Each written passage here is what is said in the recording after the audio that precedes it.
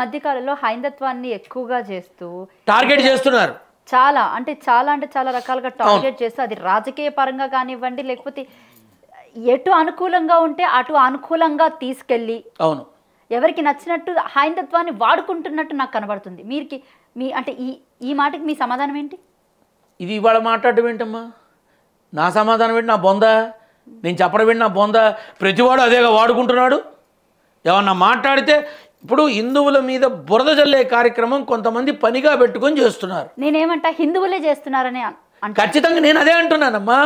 నేను నిజంగా చెప్తున్నా, అసలు కొంతమంది హిందువులు చేసే పనిని ఏదో ఒకరోజు సమయం వచ్చినప్పుడు హమారా ప్రసాద్తో మాట్లాడి, నాన్న ఇదిగో ఇక్కడ ఈ తప్పు జరుగుతోంది, ఇక్కడ ఇలా చేస్తున్నారు, హిందువులే మంట పెడుతున్నారు ఇక్కడ అని చెప్పి తనకే తెలియపరచాలనుకుంటున్నాను. ఎందుకని అతను నరంలోనూ హిందుత్వాన్ని ప్రతి నెత్తురు బొట్లోనూ హైందవ సాంప్రదాయాన్ని నిలబెట్టుకున్నవాడు. అసలు కాశీనాయన సత్రంలో అందరినీ రోడ్డు మీదకి ఇచ్చినప్పుడు నిజంగా అతను కనుక అడుగు వేసి ఉంటే దెబ్బకి బుల్డోజర్ లాగేవి. లేదు, నేను అనేది ఏంటంటే హిందువుల్లోనే చుచ్చులు పెడుతున్నారు, హిందువుల్లోనే చాలా రకాల గొడవలు తీసుకొస్తున్నారు. దీనికి కారణం ఎవరినంటావు? స్వార్థపరులు చేసే కుటిల నీతి రాజకీయ స్థితికి మనలో మనమే కొట్టుకు చస్తున్నాం. ఎందుకమ్మా?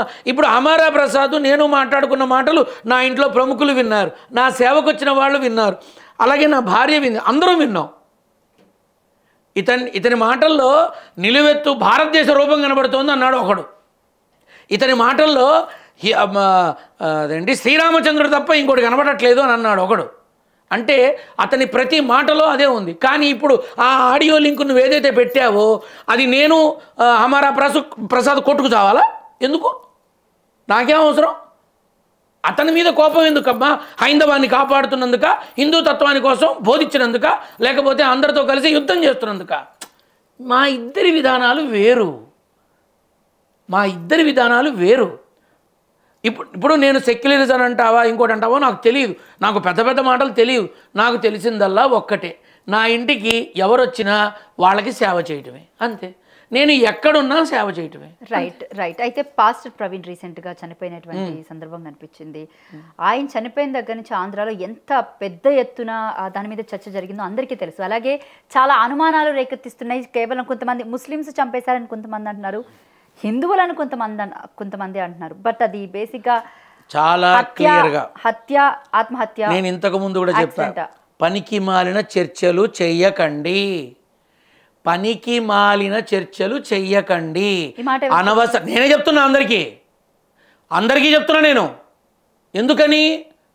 పోస్ట్ మార్టం రిపోర్ట్ వచ్చిందా? పోలీసు వాళ్ళు అనౌన్స్ చేశారా? లేదు. అటువంటప్పుడు మనం ఎవరం మాట్లాడడానికి? ఓకే, ఇప్పుడు మొన్న అన్నారు అక్కడ ఉన్నటువంటి కొన్ని ఇన్సిడెంట్స్ సాక్ష్యాల ఆధారాలుగా ఇది ఖచ్చితమైన అనుకోని ఆకస్మిక ప్రమాదం చెప్పారు.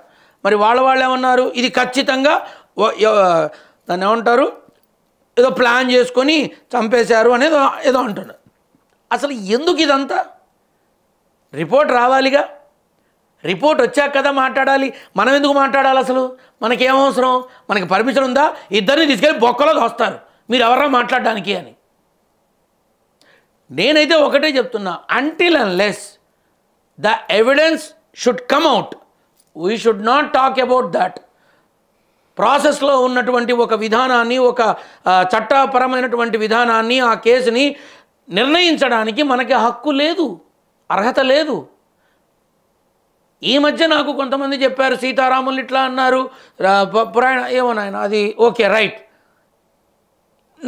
నేను వాటి గురించి విమర్శించను. అసలు నేను ఎవరిని విమర్శించనమ్మా, ఏ మతంతోనూ నాకు సంబంధం లేదు. ఏ చట్టపరమైనటువంటి ఒక కేసు అయినా, విచారణలో ఉన్న ఒక కేసు అయినా, వాటికి సంబంధించిన పూర్తి నివేదిక అందేంత వరకు మనం ఎన్ని ఊహించుకున్నా తప్పే, ఎన్ని మాట్లాడినా తప్పే.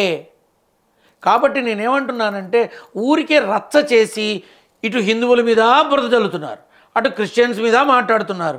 నివేదికలు వస్తాయిగా, కాస్త ఆగండర్రా అంటున్నా నేను. రైట్. అయితే సరే కాసేపు మనం చర్చించుకోవడం విషయం పక్కన పెడదాము. రాజకీయ పరంగా చూస్తే ఇంత పెద్ద ఎత్తున ఒక కమ్యూనిటీకి సంబంధించి ఒక పాస్టర్ని ఇంత అంటే అది హత్యనో లేకపోతే మర్డరో యాక్సిడెంట్ అనేది తేలకుండా సరే మీరన్న మాటకే వద్దాం. బట్ ఎందుకు గవర్నమెంట్ దీని మీద పెద్దగా పట్టించుకోవట్లేదు? అంటే క్రిస్టియన్ అన్నా అది వెళ్ళి గవర్నమెంట్ అడుగు. ఇప్పుడు గవర్నమెంట్కి సంబంధించిన ప్రశ్న నన్ను కాదు, నువ్వు నేరుగా వెళ్ళి చంద్రబాబు గారిని. కాదు కూటమికి సంబంధించి ఇప్పుడు పవన్ కళ్యాణ్ హైందత్వాన్ని ఎత్తుకున్నారు. కూటమి ప్రభుత్వము ఎందుకు దీని మీద స్పందించట్లేదు, ఎందుకు అంత గట్టిగా ఉక్కుపాదం వేయట్లేదు, ఎందుకు అందరి నోళ్ళు మూయించట్లేదని నువ్వు వెళ్ళి కళ్యాణ్ బాబుని, లోకేష్ బాబుని, చంద్రబాబుని, మన హోమ్ మినిస్టర్ అనితమ్మని అడుగు. నన్ను అడిగితే నేనేం చెప్పి తెస్తా? కానీ అడిగావు కాబట్టి ఒక మాట చెప్తా. వీళ్ళు కనుక త్వరితగతిన ఈ విషయాన్ని ఒక కొలిక్కి తీసుకురాకపోతే అనవసరమైన కులమత ఘర్షణలకి దారి తీసినా నేను ఆశ్చర్యపోను. ఎందుకంటున్నానంటేనమ్మా, మొన్న ఒక వీడియో చూసా.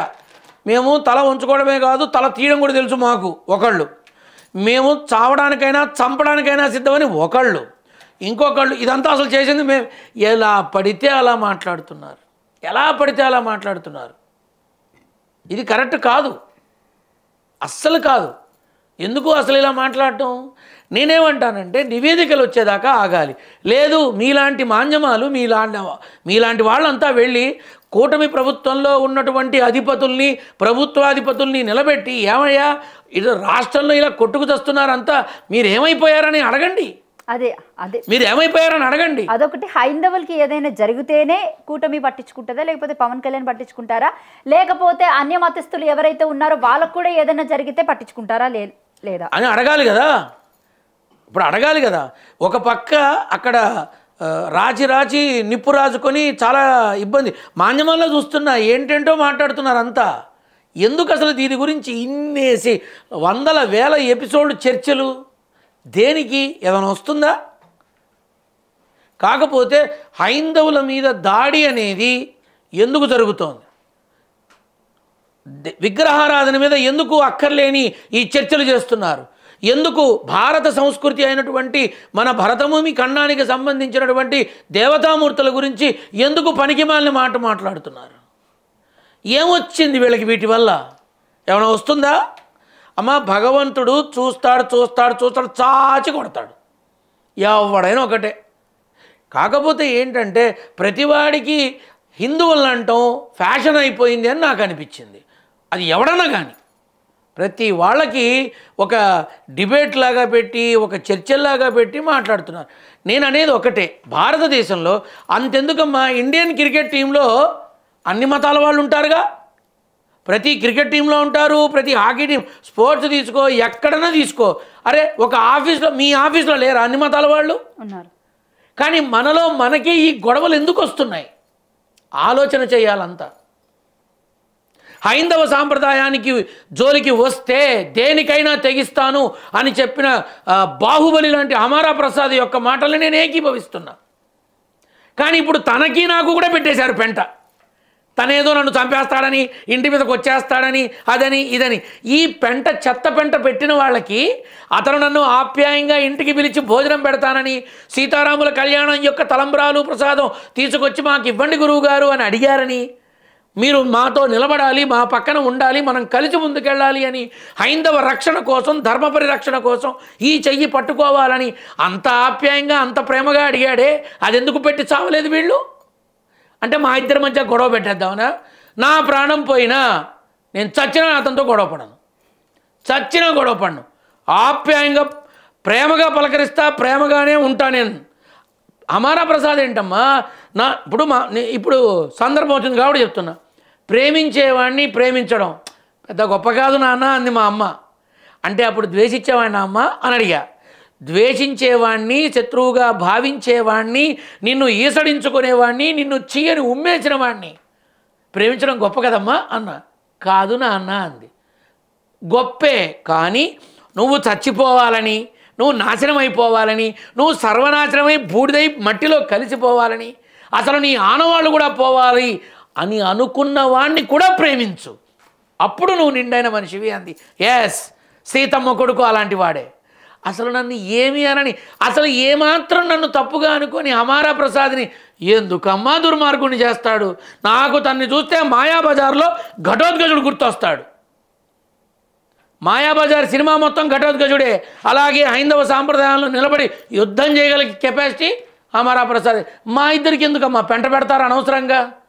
ఏదో ఒకరోజు నాకు అవకాశం దొరికినప్పుడు మేమిద్దరం కలిసి చక్కగా మాట్లాడుకోమా, అంత స్ట్రాంగ్ కాఫీ తాగమా, భోజనం చెయ్యమా, మంచిగా ముందుకెళ్ళడానికి మేము చేతులు పట్టుకొని ముందుకెళ్ళమా?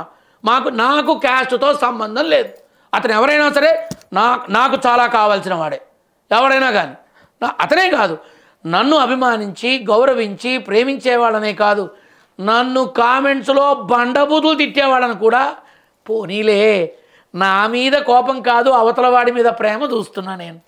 ఇక నాకెవడుంటాడమ్మా శత్రువు?